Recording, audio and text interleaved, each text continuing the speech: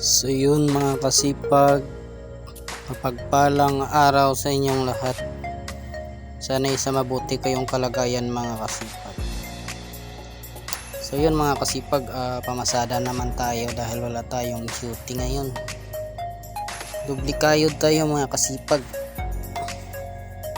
Dahil yan yung isa sa trabaho na dapat natin tandaan na kailangan dublikayod tayo kasi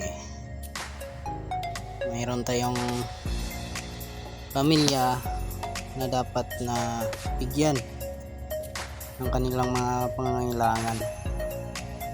So yun mga kasipag, God bless sa inyong lahat at salamat sa panonood nitong video natin.